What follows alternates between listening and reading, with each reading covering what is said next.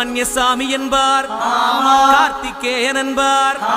சுவாமிநாதன் என்பார், குக அமுதன் என்பார், பாலசுப்பிரமணியன் என்பார், கருணாகரன் என்பார்,